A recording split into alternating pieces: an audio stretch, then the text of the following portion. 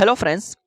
आप सभी लोगों को सबसे पहले नव वर्ष की शुभकामनाएं, क्योंकि ये वर्ष आप लोगों की ज़िंदगी में एक क्रांतिकारी लेके आए और एक उज्ज्वलता के साथ आपकी कामयाबी आपकी कदम चूमे। और मैं आशा करता हूं कि आप सभी लोग जितने सारे आकांक्षाएं रखते हैं, इच्छाएं रखते हैं, मनोकामना रखते हैं, तमन्नाएं रखते हैं, आरजू रखते हैं, सारे लोगों की आरजुएं पूरा हो। मैं ईश्वर से यही प्रार्थना करूंगा।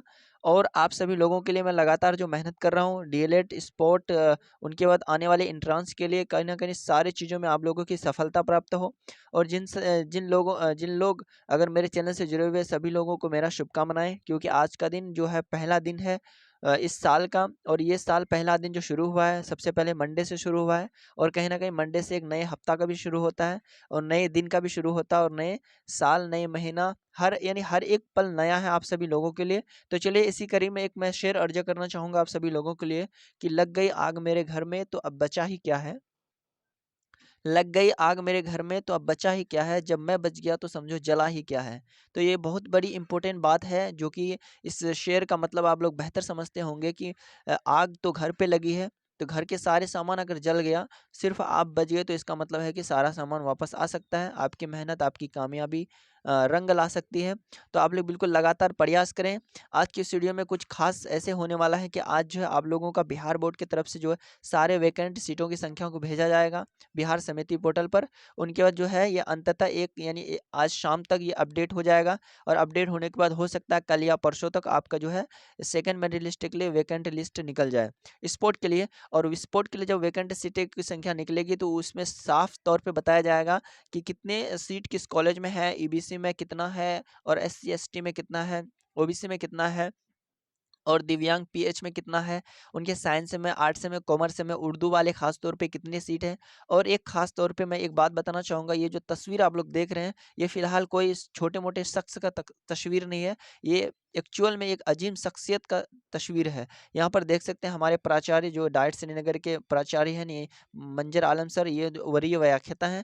इनका नाम अवश्य सुने होंगे, क्योंकि हमारे जो डाइट के हैं वो सीनियर लेक्चरर हैं, एकेडमिक इंचार्ज भी हैं। ये सर मुख्तार सर नाम है इनका। और ये शाकिरा मैम है, जो कि ये भी यहाँ के लेक्चरर हैं। उनके बाद ये है उदय पंडित सर, और ये भी एडमिशन इंचार्ज हैं। उनके बाद ये है आपका नरेंद्र सर। उनके बाद और भी यहाँ रूपक सर है। उनके बाद ये जो शख्स देख रहे हैं आप, फिलहाल ये जो बहुत इंपॉर्टेंट शख्स है, ये बिहार की जो है, ये है आपका डिप्टी डायरेक्टर। ठीक है, ये क्या है, डिप्टी डायरेक्टर है, जो कि बिहार का जो SCRT का जो डायरेक्टर है, SCRT का दिशा निर्देशन जो देता है, वो शख्स है। क्योंकि हमारे डाइट में पिछले 1-2 दिन पहले आए थे, और आने के बाद यहाँ पे सभी नौ नियुक्त शिक्षकों को अपना जो है प्रवचन के जरिए से कई सारे बातें, कई सारे दिशा निर्देश दिए थे, और उनके मामलात को समझने का कोशिश किए थे। क्या प्रॉब्लम है, क्या समस्याएँ हैं, क्या दिक्कत है यहाँ पर हो रही है, सारे लोगों से बात करके उसका निपटारा एक समाधान के बिंदु पर गए थे, निष्कर्ष पर गए थे। तो ये सारी बात है।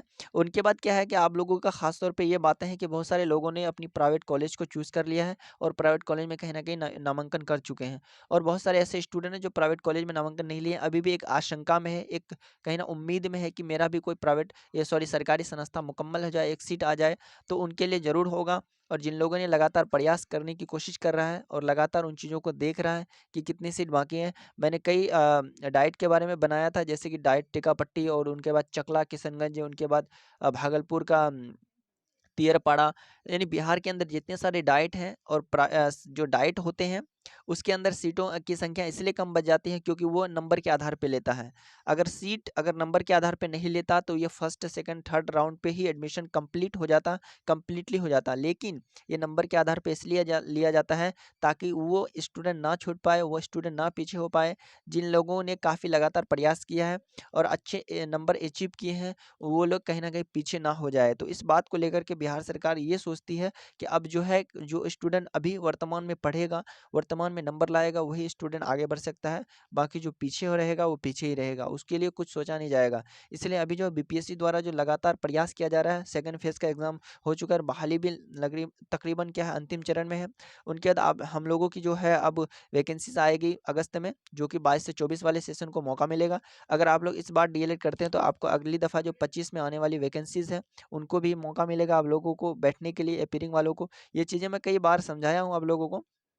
तो आप लोग धैर्य बना के रखें। और ख़ास तौर पे एक बात मैं बताना चाहूँगा, जिन लोगों का काउंसलिंग अब तक नहीं हुआ है, जिन लोगों ने किसी भी काउंसलिंग में भाग नहीं लिया, सिर्फ़ अप्लाई करके एग्ज़ाम दे करके छोड़ दिया है, तो ये इस केस में हो सकता है कि प्राइवेट कॉलेज में कोई एक रास्ता बने, लेकिन सरकारी में इसका कोई रास्ता नहीं है। ये डेफ़िनेटली मैं आपको बता रहा हूँ कि सरकारी कॉलेज में इसका कोई भी रास्ता नहीं है। आप आएँगे, आपको यहाँ से कह दिया जाएगा कि आपका कुछ नहीं होगा, क्योंकि काउंसलिंग करेंगे तभी आपका यहाँ पर एक दावेदार बन सकते हैं स्पॉट एडमिशन के लिए। और स्पॉट एडमिशन वही करेगा जिन लोगों ने पहली दफ़ा स्पॉट एडमिशन के लिए अप्लाई किया था। अब सेकंड राउंड के लिए जो मेरिट लिस्ट आएगा, उसमें कोई भी विचार नहीं किया जाएगा, इसीलिए कि आपने पहले कभी काउंसलिंग नहीं किया है या फिर पहले आपने आवेदन नहीं किया था, ठीक है?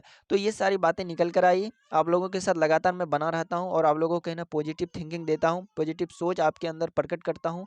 तो इस बारे में मुझे कई लोगों से मैसेज और कॉल भी आते हैं कि सर आप जो बताते हैं निहायत सही बताते हैं, चीज़ों को सही चीज़ बताते हैं और रह करके बताते हैं।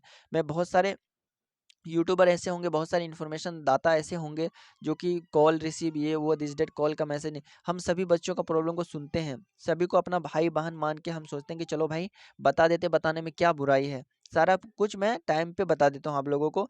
तो मैं बस एक ही बात कहना चाहूँगा आप लोगों को कि आप मेरे चैनल से जुड़े जुड़े रहें। उनके बाद जुड़े रहे, उनके बाद अगर चैनल से जुड़े रहेंगे तो आपको चीज़ें समझ में आएगी कि कहाँ से क्या है। क्योंकि बहुत सारे ऐसे चैनल वाले हैं जो चीज़ों को नहीं बता पाते हैं, सही चीज़ों को वो वेबसाइट से सर्च करते हैं, उनके बाद वही चीज़ को लागू करते हैं।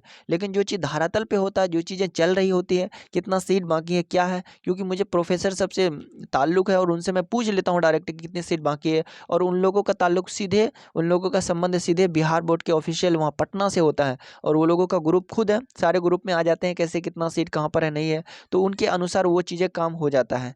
फिलहाल आज यहीं तक, फिर हम लोग मिलते हैं नेक्स्ट वीडियो में। किसी प्रकार की क्वेरी, किसी प्रकार का क्वेश्चन हो तो आप हमें सीधे कांटेक्ट कर सकते हैं और मैसेज के जरिए, कमेंट के जरिए से बता सकते हैं कि आखिर बातें क्या है, नहीं है। फिलहाल चलिए मिलते हैं फिर नेक्स्ट वीडियो में, तब तक के लिए जय हिंद।